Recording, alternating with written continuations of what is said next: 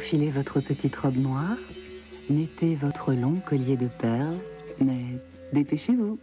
Dans un instant, vous tomberez avec Cary Grant sous le charme d'Audrey Hepburn dans Charade. Dimanche. Oh, capitaine, mon capitaine? C'est moi. C'était quoi le cercle des poètes disparus? Fermez les yeux. Ouvrez. Décrivez ce que vous voyez. Je partis dans les bois parce que je voulais vivre sans me hâter. Vivre intensément et sucer toute la moelle secrète de la vie. Là, je suis d'accord. Ouvrez le cercle des poètes disparus. Je déclare reconstituer le cercle des poètes disparus. Et entrez dans Théma, dimanche à 20h40.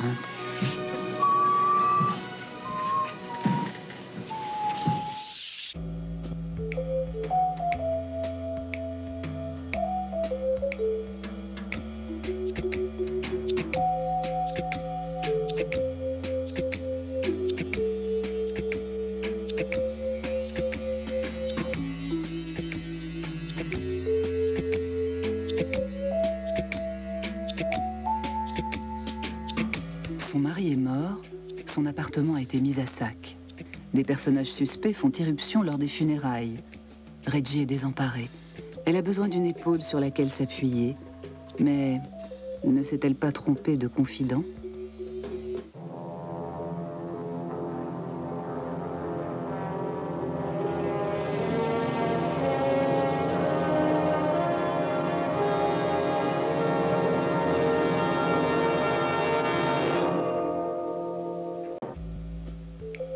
Vendredi prochain, Théma rend hommage à une autre légende du cinéma, une femme au tempérament de feu, une militante, Melina Mercouri.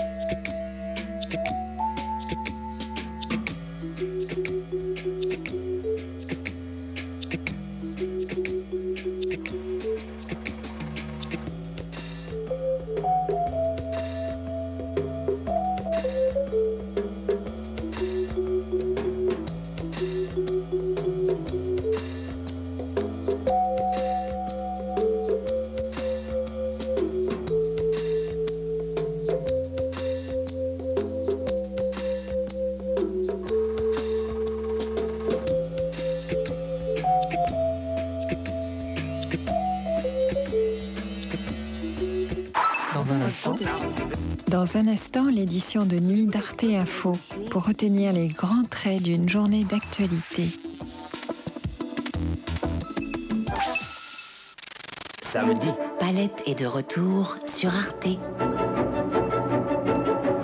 Entraîné par Alain Jobert, faufilez-vous dans les œuvres. Découvrez les secrets que cachent leurs couleurs et leurs motifs.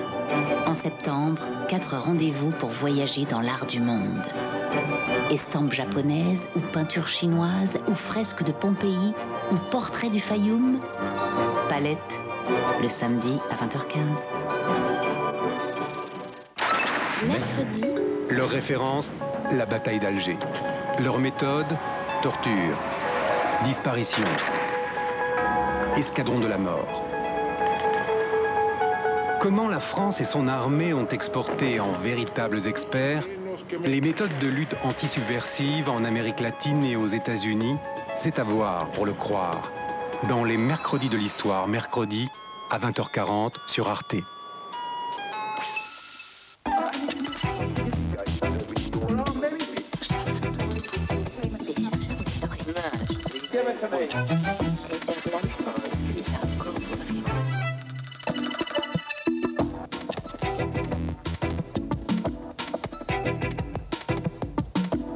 Ce midi, les forces spéciales russes ont donné l'assaut à l'école de Beslan. C'est là que pendant plus de 48 heures, des extrémistes ont retenu en otage près de 1000 personnes.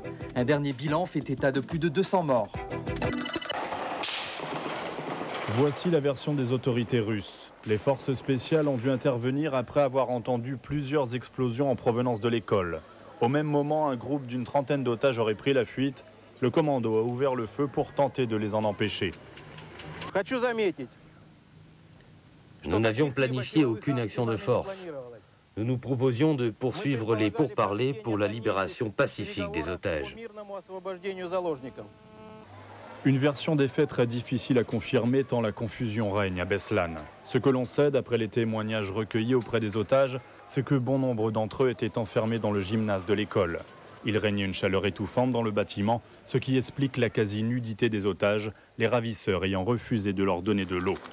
Face à l'attaque des forces spéciales, le commando aurait alors déclenché des charges explosives provoquant l'effondrement du toit du gymnase et la mort de nombreux otages. Tout a explosé dans le gymnase. On avait des explosifs tout autour de nous. Les terroristes nous ont placés en cercle, ils ne nous ont même pas laissé ouvrir les fenêtres. On a failli étouffer. C'est terrible. J'ai déjà vu des cadavres, mais je n'ai jamais rien vu d'aussi horrible. Sur ce qui est advenu des preneurs d'otages, là encore c'est la confusion. On ignore leur nombre et leur origine. Une vingtaine d'entre eux auraient trouvé la mort. La plupart étaient des terroristes étrangers. L'identification des corps nous révèle que 10 d'entre eux sont des mercenaires arabes, mais nous ne savons pas de quel pays ils venaient. D'autres témoins affirment que certains hommes se seraient retranchés dans une maison voisine et auraient continué à se battre. Au moins 4 preneurs d'otages sont encore recherchés cette nuit, 3 autres ont été arrêtés. Le bilan de cette tragédie est effroyable, au moins 200 morts et plus de 700 blessés. Les réactions dans le monde sont nombreuses. Les dirigeants des grandes puissances ont tenu à exprimer leurs condoléances aux victimes et soutiennent la lutte antiterroriste du président Vladimir Poutine. Les événements renforcent l'idée que le terrorisme doit être combattu partout où il se manifeste. Et les solutions politiques ne sont possibles qu'avec des interlocuteurs qui rejettent le terrorisme sans compromission. Aujourd'hui, nous restons unis dans notre combat contre le terrorisme. Nous condamnons ces actes et sommes déterminés à coopérer pour une société ouverte, pour la démocratie et pour les valeurs humaines. Il y a une différence entre être confronté au terrorisme et l'observer de l'extérieur. Et je sais que le président Poutine et son gouvernement étaient totalement engagés et ont fait tout ce qu'ils ont pu pour sauver des vies.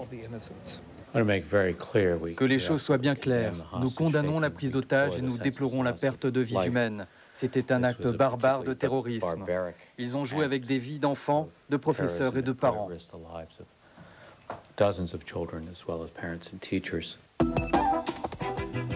Les terroristes tchétchènes se sont souvent illustrés dans des prises d'otages massives. La Russie a toujours réagi avec fermeté. Retour sur les faits. 14 juin 1995, Boudenovsk, dans le sud-ouest de la Russie. Un commando de quelques 200 Tchétchènes emmené par le chef rebelle Shamil Basayev se retranche dans un hôpital après avoir attaqué les bâtiments administratifs de la ville. 1500 civils sont pris en otage. Les forces russes tentent de donner l'assaut. Les combats vont durer une semaine. 150 personnes trouveront la mort. À la suite de cette prise d'otage, Viktor Tchernomyrdin, Premier ministre russe à l'époque, se voit contraint de négocier un cessez-le-feu avec les rebelles tchétchènes de Basayev en échange de la vie des otages. Il ne sera jamais vraiment respecté. L'humiliation liée à cette prise d'otage a profondément marqué Vladimir Poutine. Été 99, alors qu'il vient d'être nommé Premier ministre, Poutine déclare vouloir buter tous les Tchétchènes jusque dans leurs chiottes. Le 1er octobre, les forces russes envahissent la petite république caucasienne. C'est la deuxième guerre de Tchétchénie. La répression est plus que musclée. Grozny, la capitale tchétchène, n'est plus qu'un champ de ruines. En réponse, les terroristes tchétchènes commettent plusieurs attentats. Et le 23 octobre 2002, coup d'éclat, en pleine représentation du théâtre moscovite de la Dubrovka, un commando de 41 rebelles prend en otage 800 personnes. Au bout de 57 heures de négociations tendues, les forces spéciales russes investissent les lieux. Les 41 membres du commandant sont tués, 129 des 800 otages périssent dans l'assaut, tués par le gaz utilisé lors de l'attaque. Les 2 otages français, Georges Malbruno et Christian Chesneau, ne sont toujours pas en sécurité. Selon des informations du ministère des Affaires étrangères, la libération des 2 journalistes et de leur chauffeur syrien est imminente.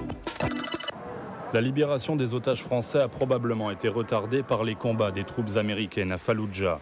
Christian Chesneau et Georges Malbruno se trouveraient dans le triangle sunnite, dans les environs de Falloujah, et c'est précisément là, à une cinquantaine de kilomètres à l'ouest de Bagdad, que les forces US lancent régulièrement des offensives.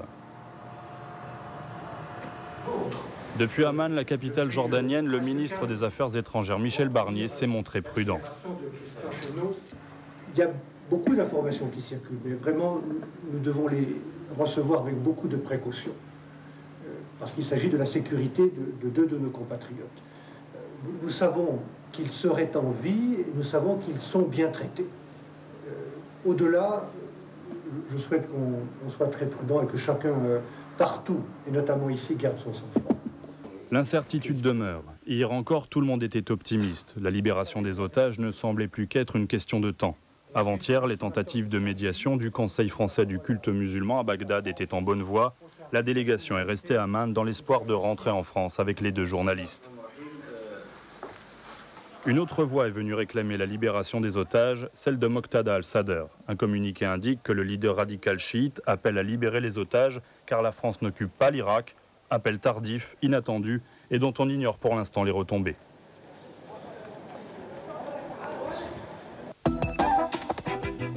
Et maintenant, les autres nouvelles du monde. La France et l'Allemagne en rêvaient, la Commission l'a fait. Elle a adopté aujourd'hui un plan de réforme du pacte de stabilité. Mais attention, pas question de toucher au plafond des 3% du déficit public.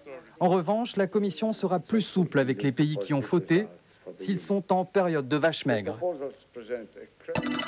Des centaines de milliers de personnes sur le chemin de l'Exode en Floride. Ils fuient l'arrivée du cyclone Francis qui doit s'abattre sur un secteur grand comme 1,5 fois la France. Le cyclone est déjà considéré comme l'un des plus violents des 12 dernières années. Les autorités ont demandé à 2,5 millions de personnes d'évacuer les zones côtières. L'armée israélienne poursuit ses représailles dans la bande de Gaza. Des hélicoptères ont tiré des roquettes sur un bâtiment dans le camp de réfugiés de Maghazi. Selon l'armée israélienne, il appartiendrait à un activiste du Hamas et servirait de fabrique d'armes. Depuis l'attentat suicide de Beersheva ce mardi en Israël, Tsahal a promis de liquider tous les dirigeants du mouvement. Le pianiste de jazz Brad Mehldau, connu du grand public grâce à son interprétation de la musique du film de Stanley Kubrick, Eyes Wide Shut, a joué hier au Festival de jazz de la Villette à Paris.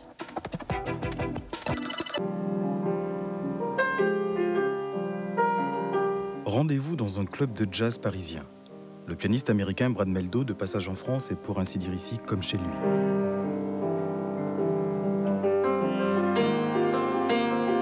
Apparu sur la scène internationale au début des années 90, Brad Mehldau s'est très vite fait un nom dans le milieu du jazz. Jouant principalement en trio, le pianiste revisite les grands standards signés Coltrane, Gershwin ou Thelonious Monk. Mais Brad Mehldau reprend également du Radiohead ou encore, comme ici, du Nick Drake, songwriter britannique culte, disparu il y a 30 ans.